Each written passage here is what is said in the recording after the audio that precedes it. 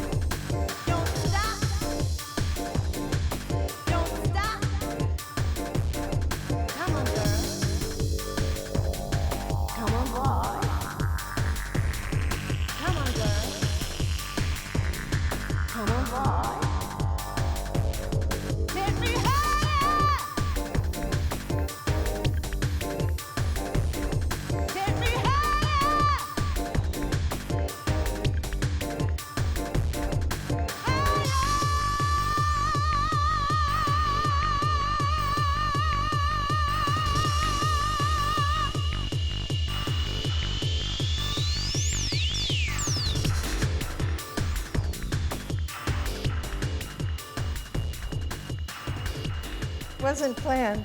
That cue going out, that's so exciting for me. That's just wonderful. Yeah, so everything's been very special in Portland, and I'm looking forward to going through the research on the iconographies from the childhood drawings to present work. And I'm going to start with this childhood drawing of the girl with 3 legs, because I take it as an anticipation of feminist principles, where in order to accomplish something, females better have 3 legs. Guys already have 3 legs. The key to the talk I want to do tonight has to do with momentum, with the activation of the stroke coming off the canvas, since everything I've done emerges from my disciplines as a painter and my concerns as a painter. So when I finally get to New York City, I have a chance to choreograph for the Judson Dance Theater.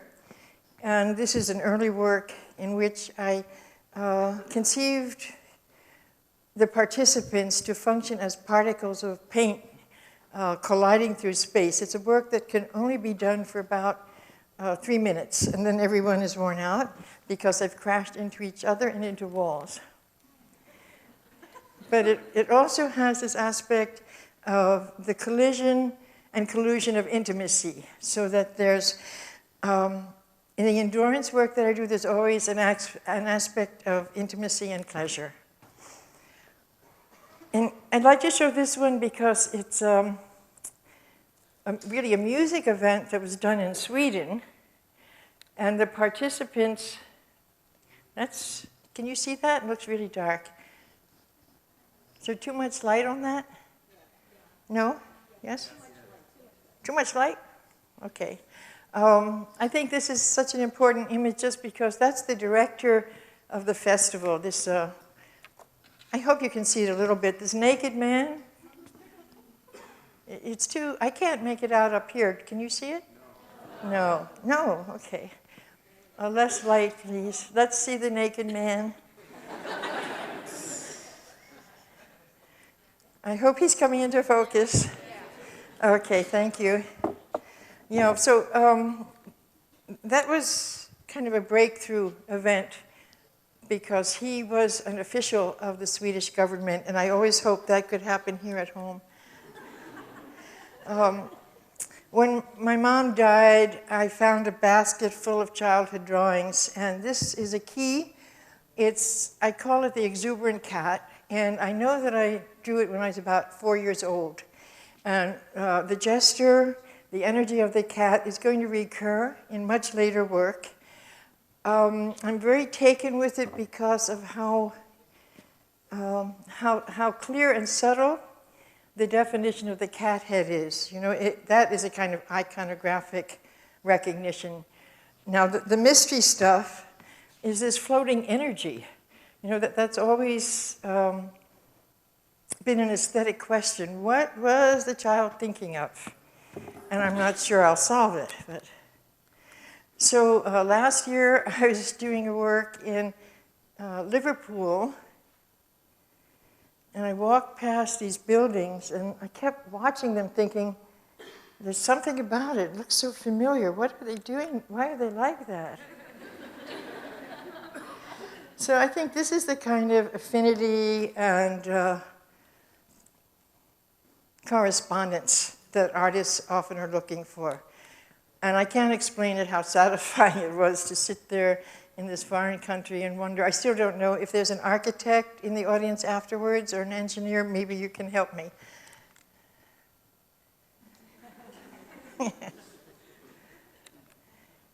So here's this energy reference that happens in the 70s. Some of you know this work, up to including her limits. It starts when a neighbor, I've lived in the same old house for more than 30 years. It's where fuses were shot and where Kitch's last meal was filmed.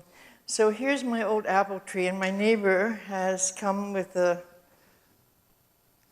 arbor tools, and he's gone off to lunch. And I think this might feel wonderful. Well, we're out of sequence, but let's see what I can do about it. Okay. Patience. Early childhood drawing, and this is really early because I must be 4. It's my brother in a bassinet, and I'm very taken by this drawing because of the careful, it's very carefully observed, don't you think? Right, with that little head. And then for those of you who know my later work, I want to make sure that you understand what those 2 sticking up shapes are. They're booties, right? They're for little feet. And he's throwing a toy. But this is also predictive of my later portrait of my lover and partner, James Tinney, when we were in university. And I'm desperate for a nude model, and he's willing when he comes back from practicing the Ives Sonata for 3 hours to take off his clothes and become the model. And I think it's important to help you understand the work and color saturation, and that you will see the 3 pussies here. Does everybody see 3 pussies? You see 2, right? Anybody else see 3? You have to stop looking at the cock. Which is why it was thrown out of the sophomore exhibit. But so there's a cat sitting down. Cat stretching. It's the same cat. And let's see, cat leaning over headboard up there.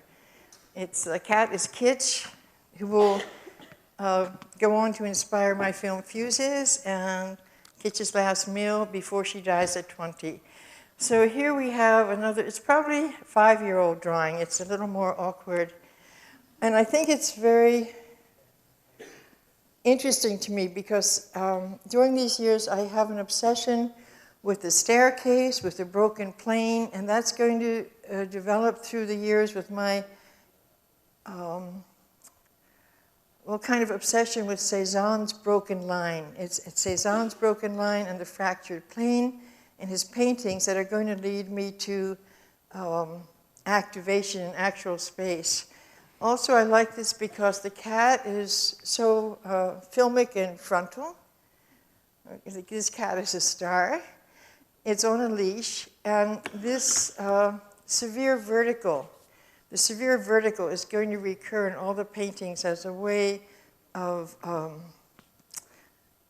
of energizing and also subduing the centrifuge that will develop its energy in most of the paintings. I like the shoes. They've got an interesting detail. And there are aprons, but the human being is not the main subject. The cat is, and it's funny looking, right? Look at those feet. Okay.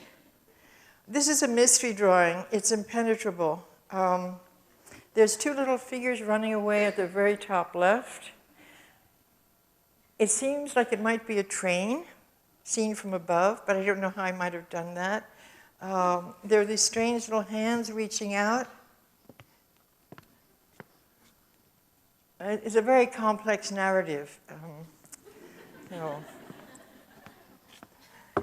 And I think it's more complex in terms of narrative implication than anything else I've ever done. Yeah. All right, here's the obsession with stairs beginning. It's still a physiological question for me.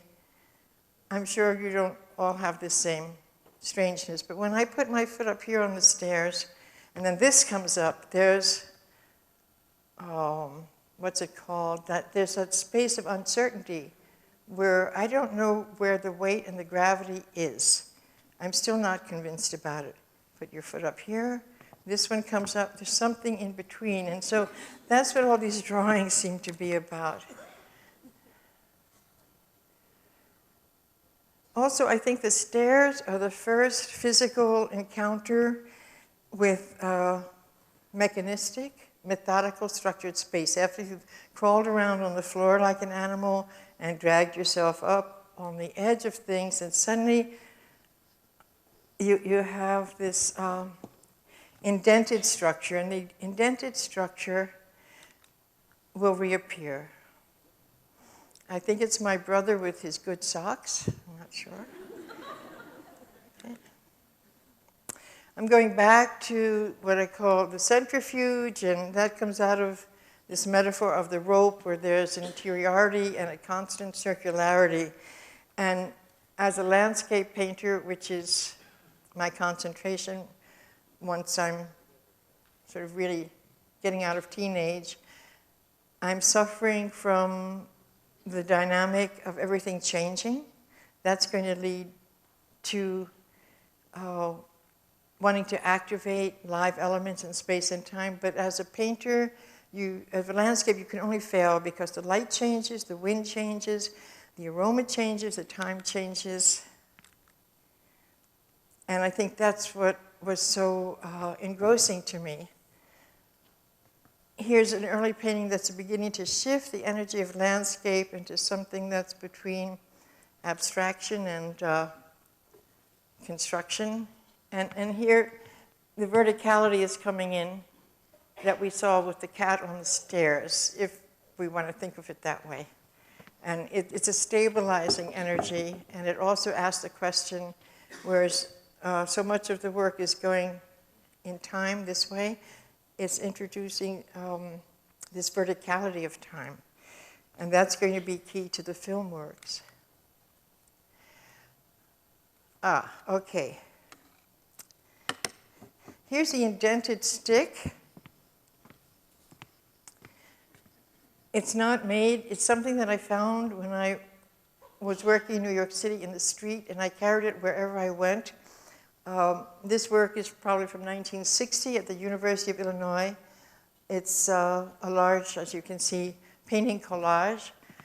And I couldn't resolve it. There was something not working with it. It has actual, maybe for the first time, broken cups, red glass. But the only way that I finally resolved this work was by putting that stick, the inundated knot stick, in there.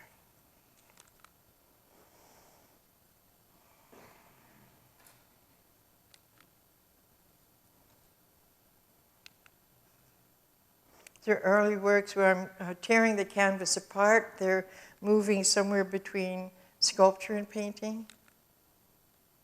And the large big boards from 1963 with motorized elements. That's important because so much of collage wasn't given actual motorization. All these umbrellas spin and turn, and they're still working, strangely enough.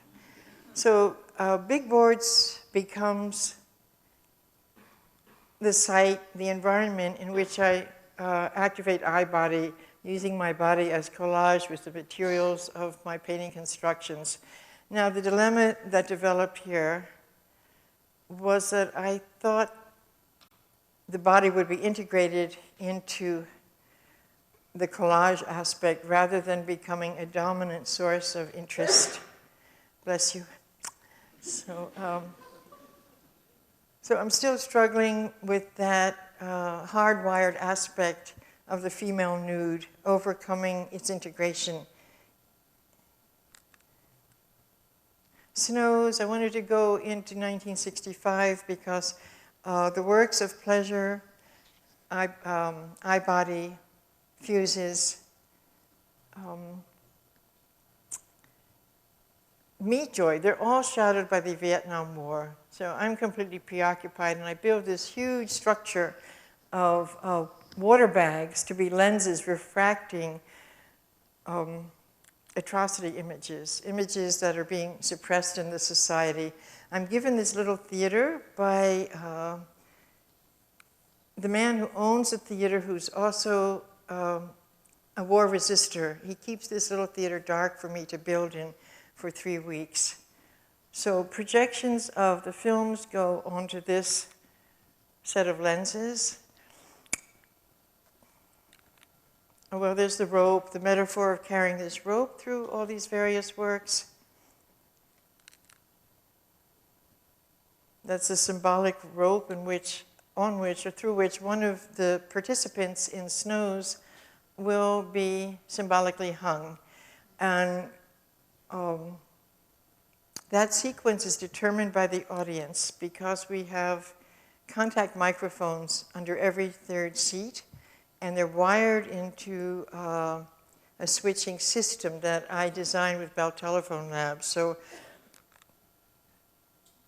the rope.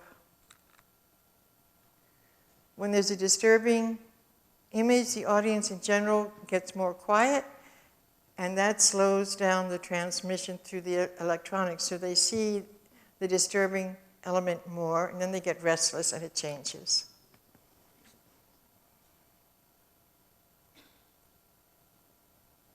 I had accumulated dozens and dozens of these images, usually from magazines and journals in Europe. The same thing is going to happen with my work with the 9/11 imagery. Most of those images disappear from our press in the United States. The rope, the dominant rope, a work that wants to explore anti-gravitational energy. It comes, as usual, from a series of drawings, and it looks effortless, but the problem I discovered was that it took about at least a month or 5 weeks to get enough calluses on your hands to have this effortless momentum and to develop muscle memory and to have a fluidity in our physical exchanges. I should also say that at this time, this work, Water Light, Water Needle, was presented at St. Mark's Church. There's no insurance. Nobody said you can't do that. So we just rigged the space with metal supports and the roping, and the audience actually sat underneath us.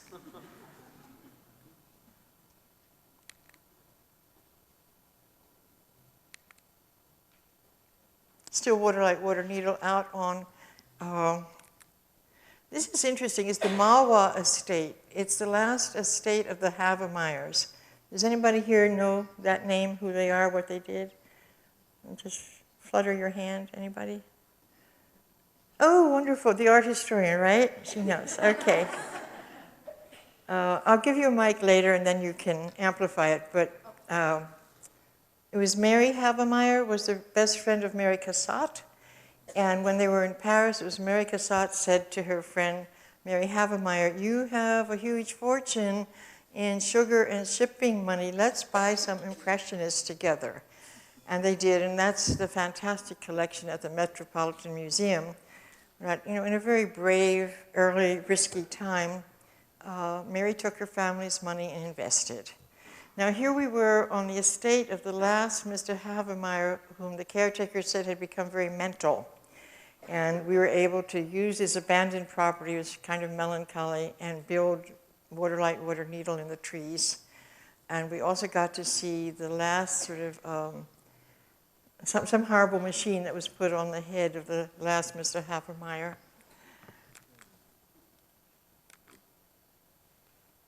Okay, more recently, the grid, the inclusion of print as sculptural formulation. Venus Vectors is a work that's about, it's about 6 feet in diameter. I don't know if you can make out those images. Should we dim the lights? Yeah? Okay, here, the mic. Can we dim the lights? Because it's bleaching out the work. Okay. Venus Vectors is based on a menstrual dream in which there were 2 persistent elements, a bouquet of dried flowers with little babies' heads in it, and a red umbrella with which I accidentally, this is the dream, poked the thigh of a man in an English taxi cab on our way to the famous Viennese veterinarian. So I thought this should be very fruitful. So what do they have in common? So the exploration of what's in common with those 2 elements became a lecture on menstruation and taboo form, and then it became a performative element in which I included my body in a slide relay. But the basic elements like are these vector shapes, sort of imagining the umbrella. Well, those are both kind of pyramid vaginal ideas, but when you get the umbrella and it's spread out like that, and then you get the handle this way, it introduces a question mark.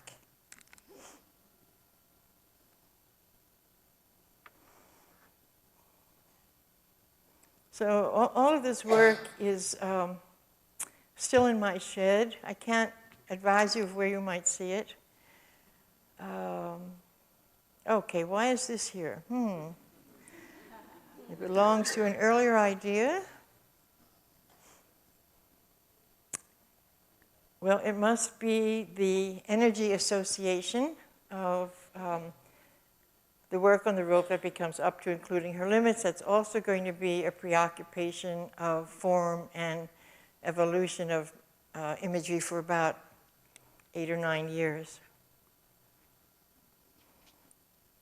The premise of this was a problematic work at the time. It's 1975 because I was constantly told that it was sadomasochistic, that any naked woman hanging on a rope had to be part of sadomasochism. And Irving Goffman, a very famous what was he? Help.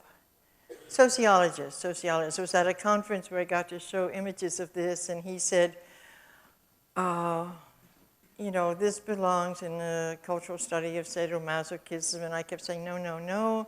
Haven't you ever been on a swing, or the suspension on the rope is it's very released, it has a wonderful feeling, and it's strengthening. So we had this horrible argument in front of a whole conference, and finally I said to somebody, get the little guy out of here, just tell him to go away. And they said, you don't know who it is. That's Mr. Goffman. He's in charge of every premise of sociology now. So then this other artist who had never been really a good friend but never helpful to me, he stood up over the audience and he said, Mr. Goffman, the rope is innocent.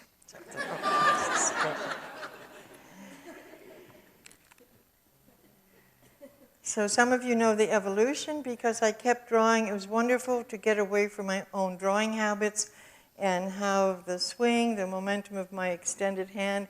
With this harness, I could go up and be suspended high, or after 8 hours or 4 hours, I wanted to get down and and so the knot could release.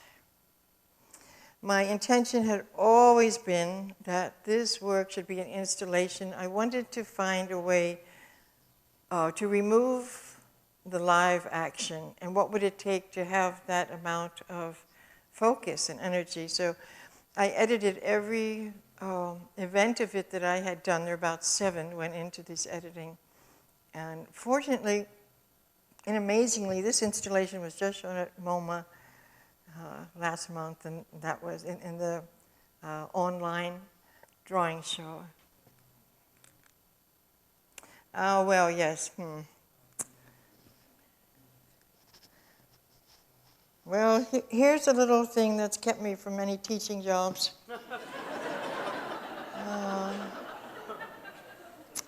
And somehow it has gotten into culture, not just feminist culture. It was just a little dream drawing, you know, when you wake up and you see an image. And so I drew it, and the message, what was the message? Just something from inside out. Well, it kept going, right? Next thing I knew, I was doing all this origami folding and writing a text that had to do with a motive concerning the suppression of such an action. And this is in most history books. Now, you can go look it up. I don't even have to read the text. Yeah. My boyfriend at the time and I practiced all the folds, and there's a family secret to make it really smooth. Okay, this is what's interesting. What does this remind us of? The notched stick. There it is. The staircase. I mean, that's how I interpret it. That's what makes me very pleased, is this confluence of form. So it's not just some taboo object. It's really an iconographic element. And there it is with that other painterly stick. And the stairs and the stick.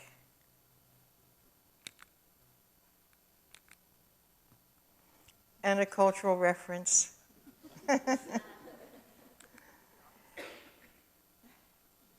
The mystery of the 43.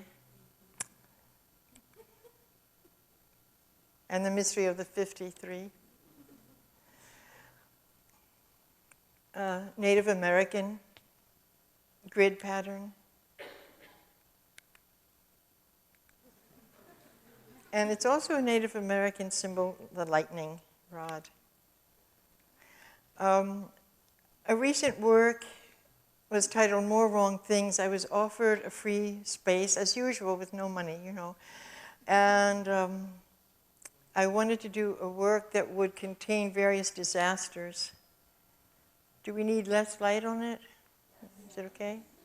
Less light? Less light this time, please. There's on lights. As the viewers walk through this space, there are terminal activators that put relays of disaster images on. There's 32 old monitors. The relay system also lightens and darkens the space. And what the More Wrong Things include are mostly domestic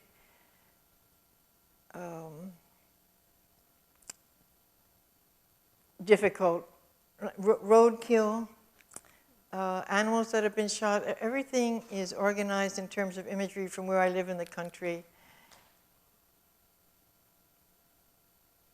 It was very difficult to find all the cable and wire. And that took a tremendous amount of luck to find places, sort of junk shops, big ones in New York City, where they were tearing apart major buildings and had all this wire and some of it electronically activating. The main motive and inspiration for the installation was the horrible death of my very special cat, Treasure, and finding him so gratuitously killed. So I'm concerned with pleasure and ecstasy, and also with loss, disaster, mutilations, pain.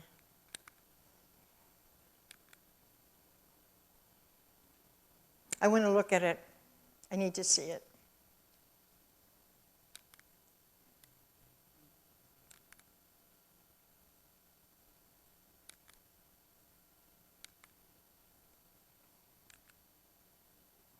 A recent work that's completely mysterious is called Snafu. I was going to bring a video of it, but I didn't quite.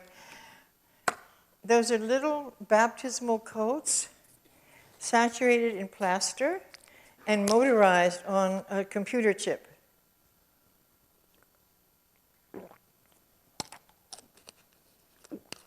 So each coat is wired to move up and down at its own rhythm. They're pretty slow.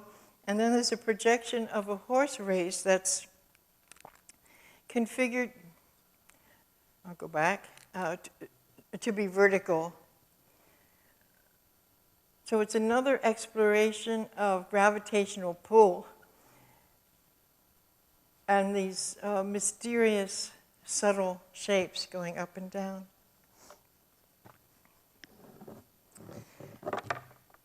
So according to the blank slide here, I want to show a recent edit, a DVD. Okay. Which one is it? Do we remember? Somebody?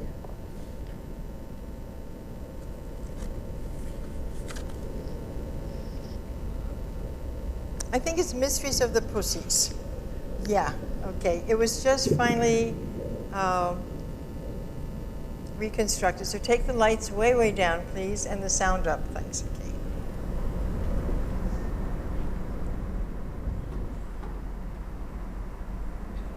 Volva goes to school and discovers she doesn't exist.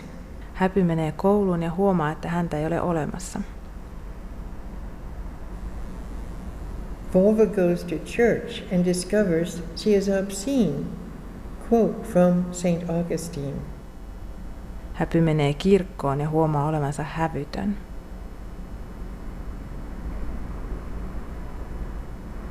Volva deciphers Lacan and Baudrillard and discovers she is only a sign, a signification of the void, of absence of what is not male.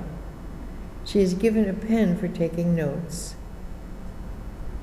Volva reads biology and understands she is an amalgam of proteins and oxytocin hormones, which govern all her desires. Happy lukee biologiaa ja huomaa, että hän on vain sekoitus proteiineja. So I'm not sure the opening credit was clear that it's all an interchange between English and Finnish. And I'm sure some of you speak Finnish, so that was a bonus of reference. It was really quite remarkable because the conference was called Animal, Anima, Animus, and it was all about work related to animals. Dennis Oppenheim was in it, Maria Abramovich, Hang Lu. There were really remarkable people all came to Pori in Finland for this conference. And there were sheep and cows and chickens and many live and media references to animal and human artist relationships. And my cat referenced here was Vesper, a very remarkable cat who traveled with me, and he was a cat that could put ideas in your head, a kind of invisible speaking cat. So I'm very fond of that image where he's jumping from one house to another. We were in San Francisco, and I was so happy that I got that image because I was subletting a Potrero Hill apartment, and the cat said, we're 3 flights up, and there's a garden down there, and I can't get there. And the cat said something like this: you could put an ironing board out the window and make it stable, and then I could go out the ironing board and jump onto the neighbor's porch, because they have the stairs that go all the way down, and next thing I knew I was configuring this ironing board. So that's how I got that image. And it was, beware of dictatorial cats.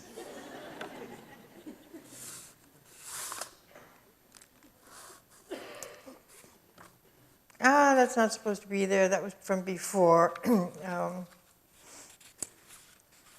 These are the little coats from Snafu. The work is called Snafu. Does everybody remember what that means? Yeah, it's an army term. Which war was it from? Korea?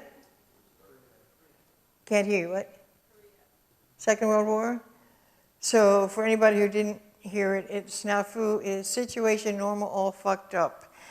And I named this piece that partly because it was so mysterious, and with all the electronic elements, I figured something's got to go wrong. But so far, it hasn't. What's my next surprise here? Okay. I hope you get to see it someday. It's very engrossing, the momentum of them. Okay. There you can see one of the horses of the vertical projection. And the recent most disturbing vertical work is terminal velocity, for which I took images from the World Trade Center and permutated them.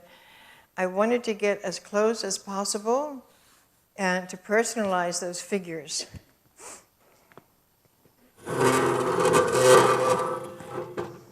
I knew that they were going to disappear into a history of disaster and become something generalized. So I worked with these images. Most of you have seen them, but they disappeared, and I blew them up and built these sequences, and they began to remind me of all the other explorations with verticality, even the staircase from childhood. And they began to, the verticals began to reference an American flag.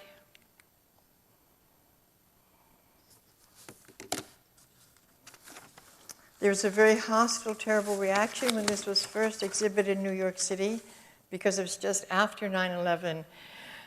And people felt that it was an aesthetic imposition, that the artists might be making money on this disaster, and that it shouldn't be shown. That it was contrary to invulnerability and to, a kind of American righteousness in which we weren't going to be identified as dying and victimized.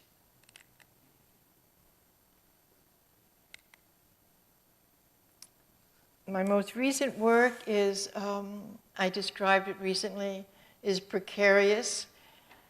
I was studying torture and different kinds of torment and confinement of animals, and on the YouTube, and I was looking at things from Russia and China. And then I discovered, what's his name? The cockatoo Snowball. Have you all seen Snowball on the YouTube, the dancing cockatoo? He's so beautiful, and he changes his rhythms and his patterns. He's quite remarkable. He's so remarkable in his dancing capacity that different animal therapists are trying to figure out how can this cockatoo, he has the perfect rhythm for silent night, and then you put on Gnarls Barkley, and he's waving his head and working his feet. When the music stops, he stops. So I did a lot of studies of the cockatoo, but then I realized he can't be the main, he's so perfect in himself. And then I discovered the dancing prisoners in the Philippines who have this intense discipline to dance and to perform as a group together. And I edited that with the cockatoo, with 2 series of myself dancing. And then one of the main aspects of the work is the dancing bear. It's very old, it's black and white. He's dancing to some poignant Russian music, and it's one of the saddest animals you'll ever see. And after I had integrated that into the video, I discovered it was from Eisenstein. So I hope I get permission. I'm not able to show the work. I meant to bring it. It became a large and beautiful installation commissioned by the Tate Liverpool, my only second commission. It's about 60 feet long. There are 3 projectors. And then the images all go through a mirror system, so they spread around the room.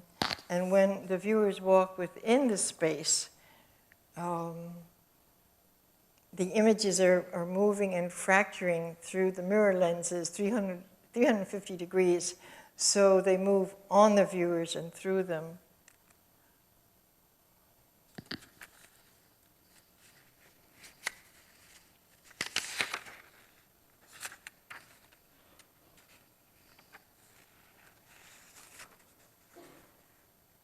The sound is very intense.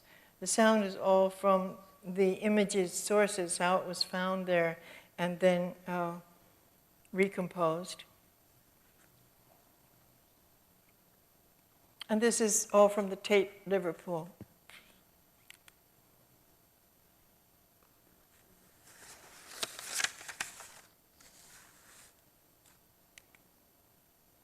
It says, end of slideshow, click to exit. Whoops, we already did that. It won't go back. Well, it won't go back, so I'll go forward and see if there are any questions. I'd be delighted to, anything that is a query since I'm here and present. So it doesn't have to be a sophisticated question. Don't be shy. It's,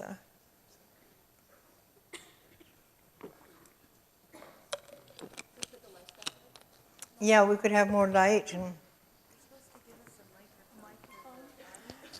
they're going to bring a microphone. Dan? Well, somebody could. Here I got one. I'll project. Are you the inspiration for Malwa Estate? Oh, say it louder. I said, are you the inspiration for the character Malwa Estate in the Big Lebowski? Yes, yes, that's another weird thing, right.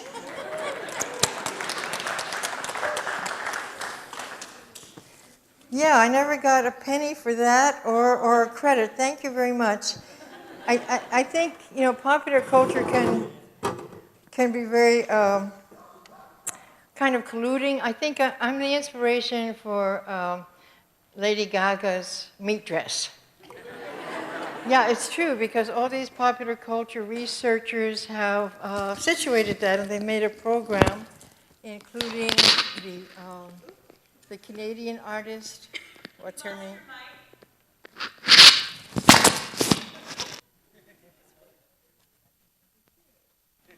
Maybe it's the part I'm sitting on fell off. Yeah, where is it? Whoops. Dan, we need a little surgery here.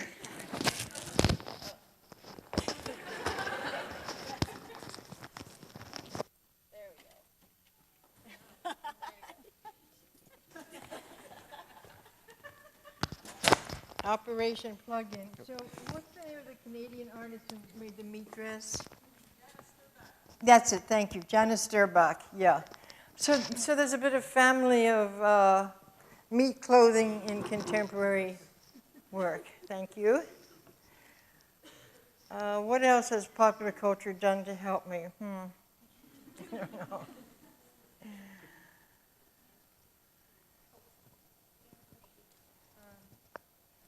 I saw your work at PS1. You know like what? a few Even with weeks the ago. mic, I can't quite hear you. You have to project. Oh, okay. Not too long ago, I saw your work at PS1 in this exhibition called Single Channel Video, women video artists from the 60s through the 90s, and it was like 8mm or 16mm, and I think you painted the film, and it was like pretty much like a porn, like on 16mm or like 8mm, but it was beautiful, and it was yours, and I was like, oh shit, she's coming to PCC soon. But I was wondering if you could talk about that a little bit. It was like, do you know PS1 in New York? Yeah. Your video's in that exhibition. Yeah. But it was like, I think it was 8mm or 16mm. No, it had been 16 itself shot. And was that you? Yeah. It's beautiful. Well, everybody was prettier when they were 22, yeah. It's probably the first heterosexual pleasured film shot by a woman of herself and her partner. It's all with the, yeah.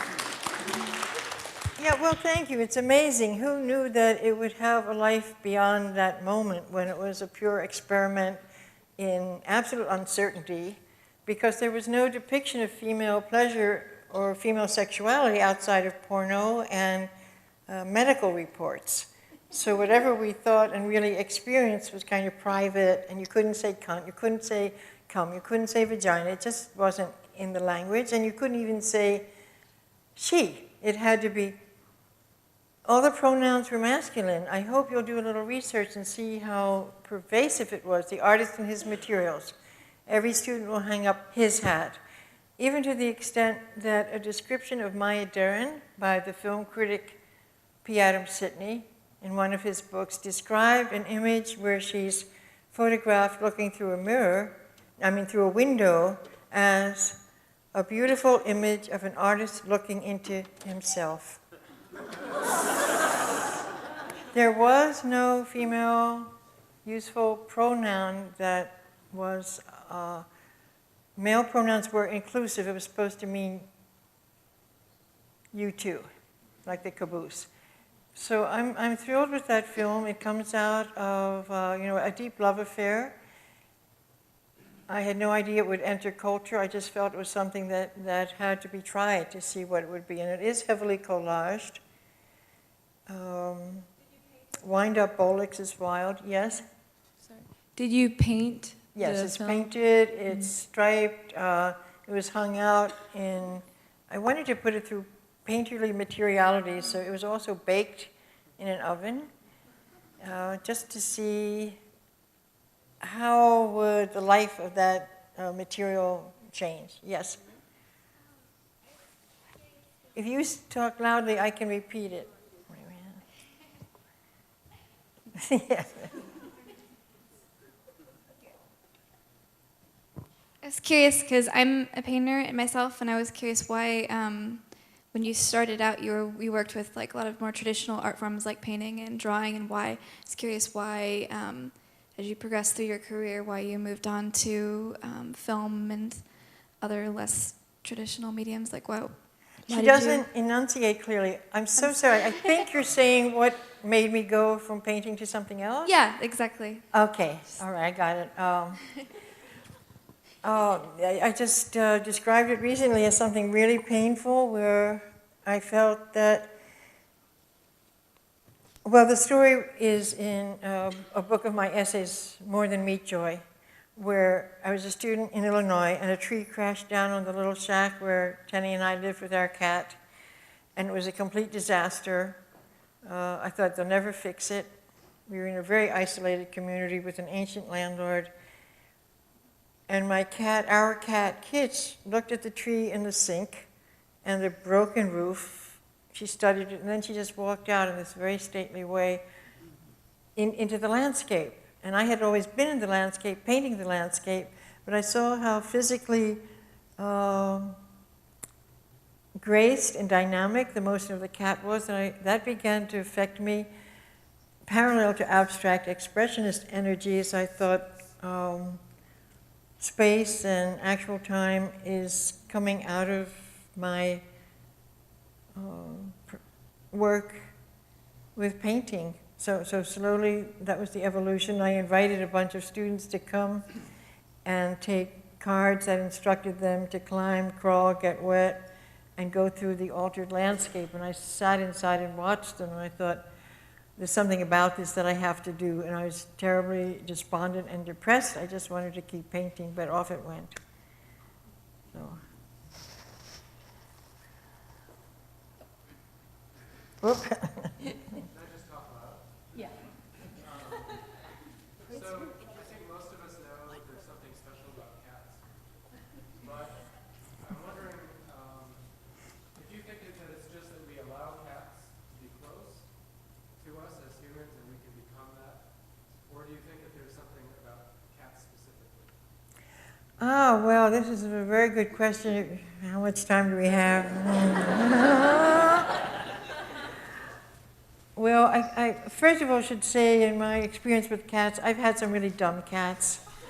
And I've had an impossible cat that I actually had to dump. I'm saying this to give you the sense of how much I've loved them and been impacted and connected with them, but I had a really bad cat, and she was just impossible, and on a very rainy day, I put her in a basket, and I said, I'm very sorry, but you can't live with us. I'm taking you to the food co-op. There's nice people, they'll find you, and you'll be okay. And that happened, but that's another long story, where she becomes a film star with a student of mine by accident. She crawls in his window anyway, about 8 miles from where I left her. I've been very, very blessed with psychic cats, and the scale of attention that a cat requires is complete. I have often dogs, but the scale of attention, as you know, it's subtle. You really have to pay attention, and I've had great lessons from my cats if I was able to pay attention, and if they were loving and communicating. So, you know, some of you, the series of the cat, the French kissing cat that went on for 16 years, self-shot with a little Olympus slide camera. It started with a kitten, a very delicate kitten named Vesper, and somehow every morning he insisted, it was his idea, really, not mine, to crawl up my chest and purr, and then put his tongue in my mouth and his lips on my lips. And I thought, where did he learn this? It was absolutely uncanny. I mean, you know, my lover had to put up with it, but he didn't teach him. So I filmed, I shot those kisses over the course of 8 years until that cat died. And then I began color Xerox sequence because I didn't have money for another process for it. And then next door there was a little litter of kittens, and there was one that wasn't playing with the others. It was sitting on a chair looking at the door. And it crawled up my lap, and it purred, and it put its tongue in my mouth, and I started to cry. I said, oh no, are you back? Yeah. He was back, and he was even more ardent and self-determined. He traveled all over with me. Also, he was reincarnated, as far as I know, because he did things that he could only have known from having previously been that other cat, but still only on the kind of scale of cat life. And I'll tell you one thing he did, and there were many others, but I live upstate in the country. I shared a studio in New York City, very long, half a city block long. The north side was very dark and kind of creepy, and the south end had lights and windows, a refrigerator and water and amenities. I took this little kitten up the 3 flights of stairs out of the basket. He was about 5 or 6 weeks old, tiny. And he looked around, he looked at the bright light and the window and where the food would be, and he turned around and he flew down this dark, creepy corridor. And I said, what's he doing? And he ran to the very end of the loft, and there was a tiny hole in the floor. He put his paw in it, and he pulled out a feather on the string, fluffed it up in the air. It was left by the previous cat. So, and off we went. Does that answer your question enough, or should I go on? Any other cat question or dog? There's somebody over there. Did they give up? You use imagery that's that can be taken very violently by other minds. I just want to know your point of view. Could you just say the question over? I didn't get it. You use imagery that can be taken very violently, but I want to know your view of it, especially the cat with the bulging eye and the scroll. So then I'm using images that are, what? That can be taken very violently? That can be seen as violent? Yes. I want to know your point of view, how you view it. Well, it's witnessing, it's not inducing, it's not corroborating. I'm a witness to this scale of event. So it's a way of putting a kind of realistic balance into the idealities that we like to concentrate on. And somehow it's important for me to show the pleasured, expressive elements, and then the undertow that's behind it. You know, death, destruction. Do you believe that most modern culture is separated from death, and that it's weird that most people will go through their lives without even seeing death? Do you feel an importance to show it to people and have them feel those emotions? Yeah, well, I think we're very fetishistic, and I haven't thought it through quite, but we're very peculiar about death. It's not something that's ever supposed to happen to anybody, especially ourselves. And when it does, we have usually some very expensive, gross rituals that are shocking. Once somebody dies and you realize it's going to be, what, $7,000 for a coffin? Or if you want to be buried under a tree by your house, it's illegal. Or if you're sick and ill, that you are likely subjected to treatments that make you more sick and ill. So it's a win-win for the poisons in the society and the commercialization of healing.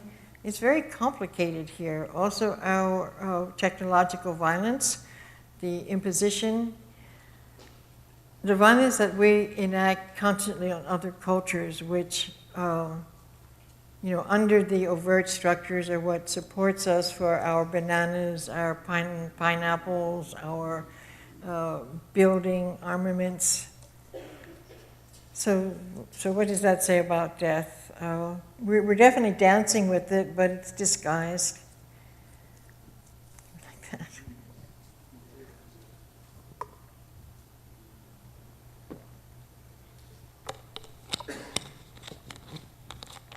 Prudence, thank you. You're such a good runner. Have you done this before?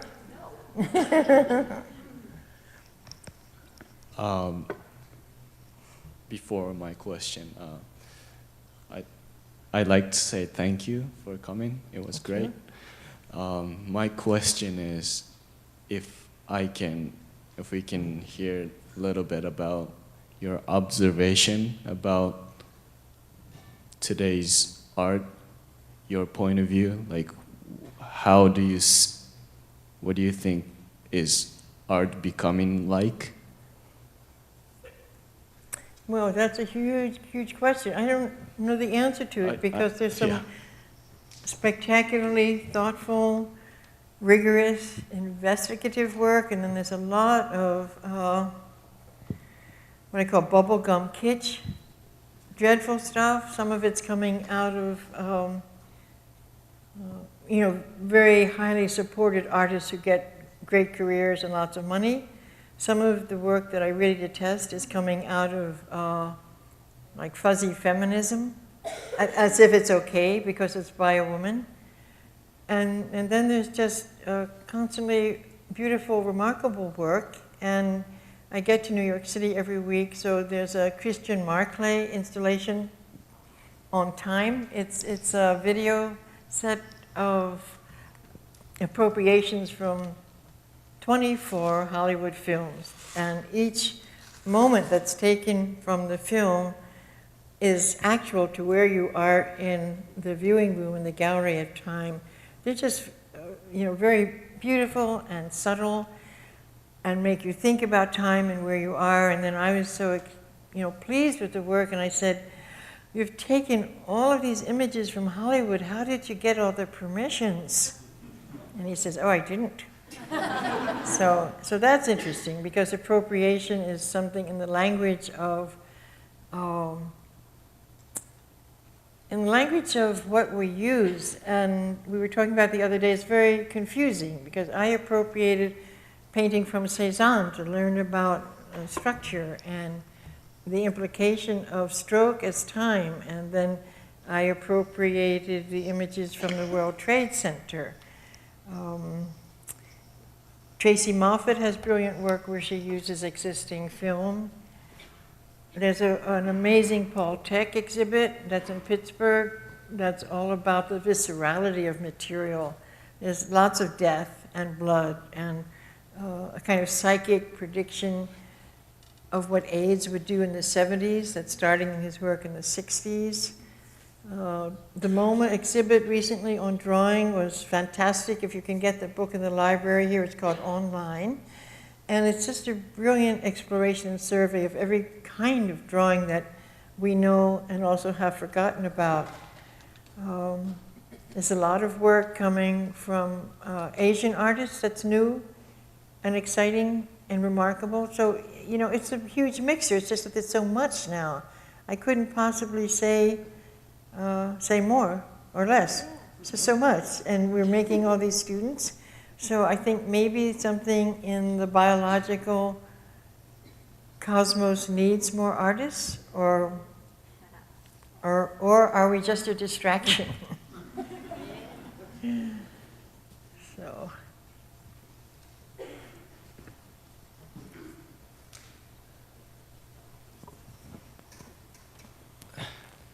Is this, can you hear me like this? Yeah, it's good. I was going to ask a bit about some of the vaginal imagery in some of your work, and whether or not you think that the vagina, do you use it as more of an empowering mechanism, or as sort of a mysterious chamber, or I'm thinking about the message, and if you don't really want to talk about that work in particular, you don't have to, but I'm just wondering, how do you use it in your symbolism? Okay. Vaginal imagery, vaginal energy was always a core of my own experience and sensibility. And finding it so denied, suppressed, and vilified, as if it had no meaning and no life. So there could be phallic symbols, and they were ambiguous, but they could penetrate consciousness of cultural forms, whereas vaginal imagery, now it's not rare or taboo or forbidden, but it still carries these psychosexual questions around it, because for me, to go inside is to also find a mold of what's outside. We grow up with all these hostile references to the empty chamber, the vagina dentata, the teeth inside, the huge phobic male projections that have dominated in very often subversive forms, popular culture, writing, novels.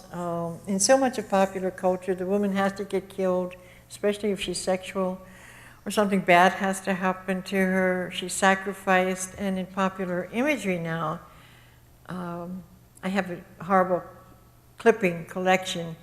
Just in regular magazines, the deformation and distortion of the female body is amazing. It's just endless. Because of computer tricks now, legs are stretched out, but there's always a pocketbook in the advertisement, like whatever is invisible and vaginal about you, we have to give you a great big pocketbook. If you look through the magazines, you'll see that it's odd and pervasive and continual. The breasts are blown up, like, you're not enough in your normal body, we've got to blow you up like a fucking balloon. And the other aspect in popular culture is that it's okay to be highly sexed and sexual. Then you get babies. All the popular magazines are always, they're splitting up, they're married, they're babies, they want babies. The actress has to have a baby. She wants to be a mother. What's all that about? The maternal, yeah. We have enough babies. I don't know, it's that realm, yeah. So.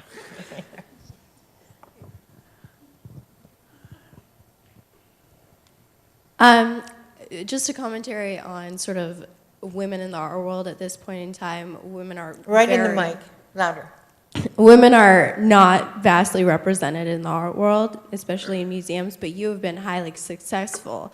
So I'm just wondering, how do you think that you became successful besides being talented, whereas other talented female artists struggle? Oh man, I struggle. This is a fluke getting this recognition suddenly. You just work and work and work, and it's been something very lucky. I don't sell work, as I have to teach. I've never entered the economic exchange that we think must be inevitable if you're being written about or thought about. It's quite paradoxical. When I'm on my own, I think I'm completely unknown and isolated, and I don't know what I'm doing. This work isn't okay. My gallery is feeble. I'm not going to be able to show it. I can't raise money for what I really want to do. So the mythology is really a huge burden. It's wrong, it's crazy, it's fucked up, and you know, I have to live with it now because part of it's wonderful. What part is wonderful?